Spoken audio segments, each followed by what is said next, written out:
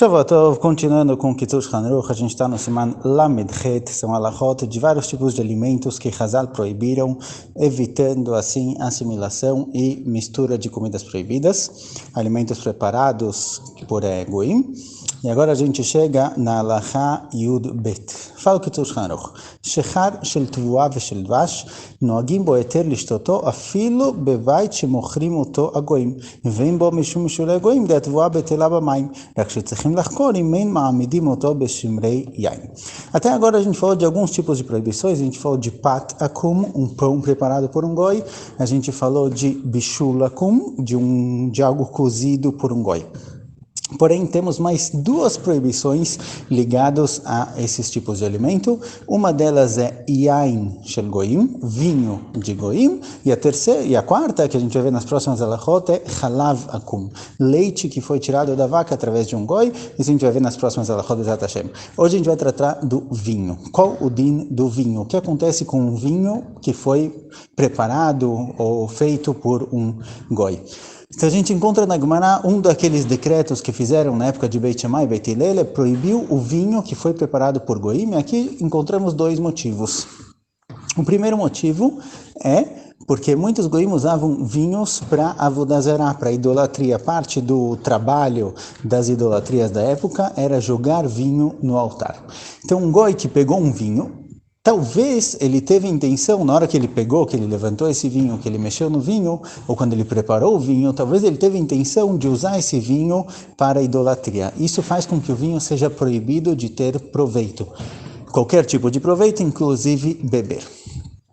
Outro motivo que Chazal ligaram justamente o vinho a algo proibido é a questão da proximidade que o vinho gera. Duas pessoas que estão sentadas juntas tomando vinho, o vinho deixa eles mais alegres, mais abertos, isso também pode causar assimilação. Então aqui também, com relação ao vinho, nossos sábios proibiram um vinho que foi preparado por um goi.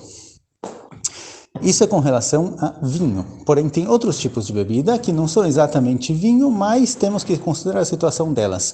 O Kitzur Shulchan Aruch aqui trata primeiro de bebidas alcoólicas. Qual o din de outras bebidas alcoólicas que não sejam vinho? Estão elas incluídas na proibição ou não? Na proibição de Beit Shammai e Beit Hillel foi proibido somente o vinho. Posteriormente, conta pra gente a Gemara em Avodah Zará da Lamed Aleph, que na época dos Amoreim proibiram também outras bebidas alcoólicas, só que foi uma proibição mais leve. Como traz aqui o Kitzur Shulchan Aruch, a proibição de cervejas preparadas de cevada ou algum tipo de bebida fermentada feita de mel, traz o que o Shulchan Aruch é permitido beber isso mesmo na casa onde foi produzida, certo? Fala o que o Shulchan Aruch, que esse tipo de bebida alcoólica não foi proibido, mesmo na casa do goi é permitido tomar esse tipo de bebida e também não tem problema de bishul akum, mesmo que tenha cevada lá dentro, essa cevada é cozida, é fermentada durante a preparação, não tem problema de bishul akum, algo cozido por um goi, porque é uma quantidade muito pequena em relação à massa, em relação à água que tem lá. A única coisa, fala o Kitzur Shulchan Aruch, que deve se prestar atenção se na hora de preparar essa cerveja ou essa bebida alcoólica não foi misturado lá algo ligado ao vinho, não foi colocado num barril de vinho ou algo que tenha vinho, que isso proibiria a própria bebida. Então, de acordo com o Kitzur Shulchan Aruch, não tem problemas, outras bebidas alcoólicas, não tem problema beber uma bebida alcoólica preparada por um goi, até mesmo beber juntamente com um goi. Porém, o Shulchan Aruch, o próprio Shulchan Aruch, Rav Yosef Karo, esse é o costume dos Faradim que ele traz aqui, eles não, pelo contrário, eles proíbem de beber essa cerveja ou a bebida alcoólica que seja na casa onde isso está sendo vendido. Então, em um bar, em algum lugar que pertence a um goi que estão vendendo lá bebidas alcoólicas, é proibido beber nesse lugar, porque a bebida alcoólica abre a cabeça da pessoa, deixa ela mais leve, deixa ela mais disposta, e ele está numa situação onde tem muitas outras famílias, muitas outras pessoas que não pertencem ao povo judeu, isso pode fazer com que ele acabe se assimilando. Então, de acordo com o Shulchan Aruch, é proibido beber nesses lugares. Se a pessoa levou para casa, não tem nenhum problema de kashrut, pode beber, mas não beber daquilo que se encontra lá. Então, se for assim, a gente tem duas situações. Tem o vinho, que se ele foi preparado por um goi pegou, mexeu ele, é proibido de qualquer jeito. Outras bebidas alcoólicas, de acordo com o Shulchan Aruch, você pode comprar e levar para casa. De acordo com o Kitzur Shulchan Aruch, mesmo na casa do goi, onde você comprou isso, no bar, onde seja, mesmo lá é permitido beber. ובמקום שהישראלים מזלזלים ומקלים ביין של גויים, יש לבעל נפש להחמיר על עצמו גם בשכר. Fala que isso porém, lugares onde as pessoas não levam a sério a proibição de vinho, quem sim leva a sério deve tomar cuidado também com outras bebidas alcoólicas. Ou seja, um lugar que as pessoas desprezam essa proibição de Rabanan de não beber um vinho produzido por um goi, a pessoa que quiser tomar mais cuidado, ele deve tomar cuidado também com qualquer tipo de bebida alcoólica. O Benyan Shtiat Café, בלי חלב, דעים חלב עדיין אסור, וכן שוקולד ותה אצל הגוי, שומר נפשו ירחיק את עצמו. Agora, o terceiro tipo de bebida que a gente encontra aqui nessas alachot são bebidas que elas não são bebidas alcoólicas, mas são bebidas importantes. Duas pessoas sentam para beber juntos e conversar e bater papo. Como, por exemplo, ele traz aqui um café, um chá, um chocolate. Fala o que tu se a pessoa senta com um goi para tomar um café, bater um papo, conversar e se divertir, isso causa uma proximidade muito grande que, de novo, surge o risco de assimilação. Embora a gente não encontre uma proibição clara com relação a isso, certo? Quando Hazar falaram, eles falaram de vinho e de bebidas alcoólicas, mas café, chá, chocolate, isso daqui não aparece. Fala que a pessoa deve tomar cuidado com isso, ele deve evitar esse tipo de comportamento, porque essa proximidade, ela pode ser prejudicial. ויש מתירים לשתות דרך הרי, אבל דרך גביעות אסור, e tem quem diga que esse derech harai, se de forma esporádica, simplesmente você estava em algum lugar e ofereceram um café, você sentou lá para tomar um café, não em sentido de amizade, de proximidade, sim, ofereceram um café, eu vou aceitar, não vou negar, certo? Por respeito, por etiqueta, então seria tudo bem, mas não fazer isso de forma fixa e forma constante. Alachá Yud Gimel, agora a gente entra na questão de Halav Akum. Halav shechalvo goi venisel roeu asur afilo lasod menu gvina, ulechatchila tzarich hiשראל להיות בהתחלת החליבה, veresh הכלי הוא נקי.